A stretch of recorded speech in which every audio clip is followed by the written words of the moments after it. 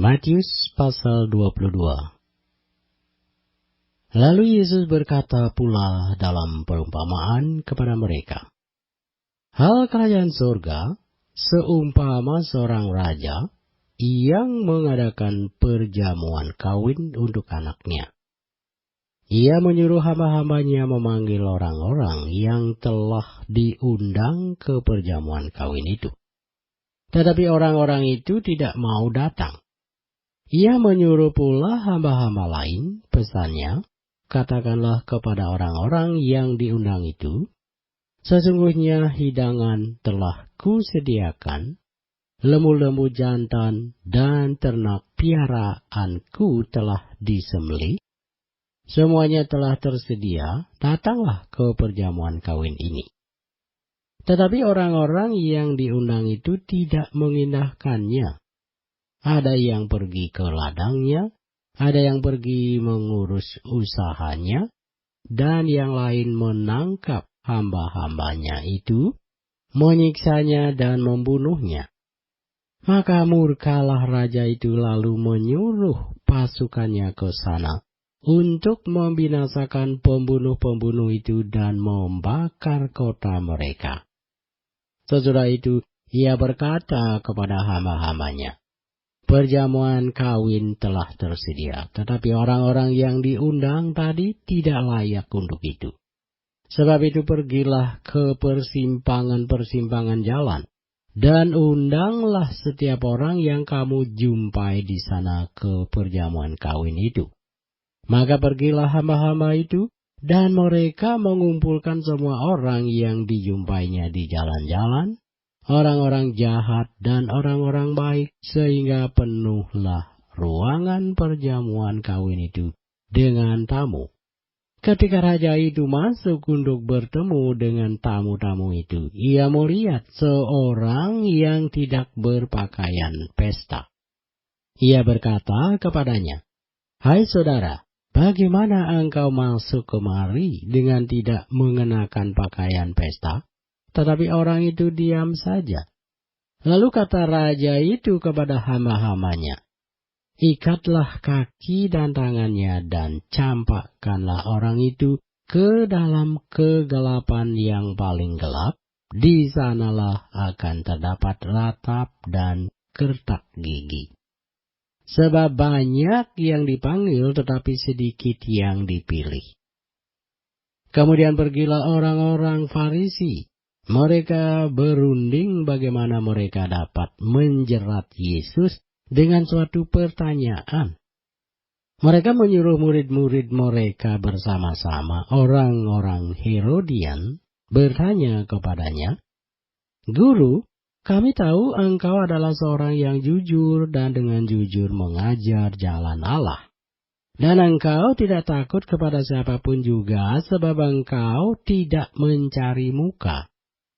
Katakanlah kepada kami pendapatmu, apakah diperbolehkan membayar pajak kepada Kaisar atau tidak? Tetapi Yesus mengetahui kejahatan hati mereka itu, lalu berkata, mengapa kamu mencobai aku, hai orang-orang munafik?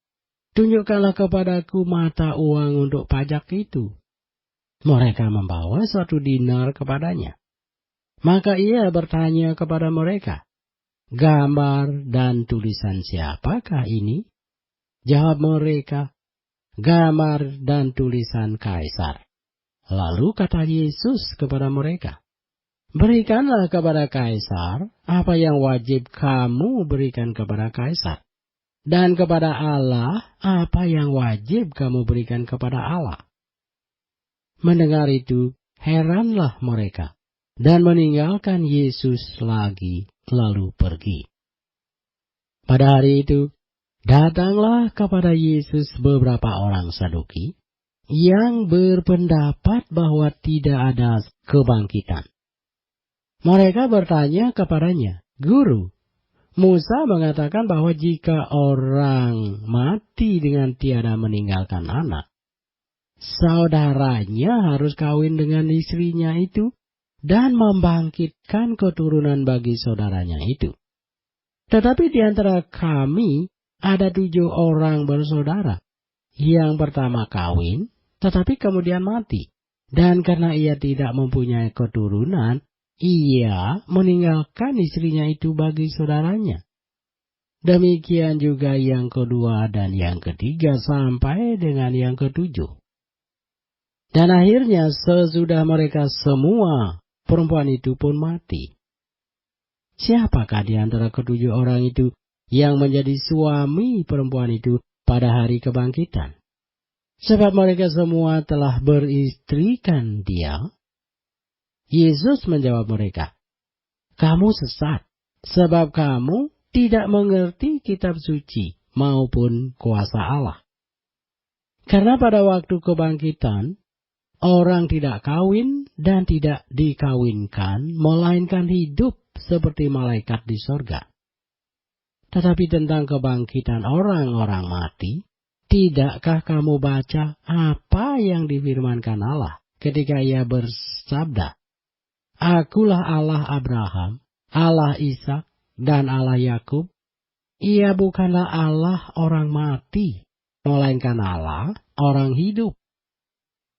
Orang banyak yang mendengar itu takjub akan pengajarannya. Ketika orang-orang Farisi mendengar bahwa Yesus telah membuat orang-orang Saduki itu bungkem, berkumpullah mereka, dan seorang dari mereka, seorang ahli Taurat, bertanya untuk mencobai dia, "Guru, hukum manakah yang terutama dalam hukum Taurat?" Jawab Yesus kepadanya, "Kasihilah Tuhan Allahmu dengan segenap hatimu, dan dengan segenap jiwamu, dan dengan segenap akal budimu. Itulah hukum yang terutama dan yang pertama. Dan hukum yang kedua yang sama dengan itu ialah, kasihilah sesamamu manusia seperti dirimu sendiri. Pada kedua hukum inilah tergantung seluruh hukum Taurat dan kitab para nabi." Ketika orang-orang Farisi sedang berkumpul, Yesus bertanya kepada mereka, katanya, "Apakah pendapatmu tentang Mesias? Anak siapakah dia?" Kata mereka kepadanya, "Anak Daud." Katanya kepada mereka, "Jika demikian, bagaimanakah Daud oleh pimpinan roh dapat menyebut dia tuannya, ketika ia berkata, 'Tuhan telah berfirman kepada Tuanku, duduklah di sebelah kananku, sampai musuh-musuhmu kutaruh di bawah kakimu.' Jadi jika Daud menyebut dia tuannya, bagaimana mungkin ia anaknya pula?" Tidak ada seorang pun yang dapat menjawabnya, dan sejak hari itu tidak ada seorang pun juga yang berani menanyakan sesuatu kepadanya.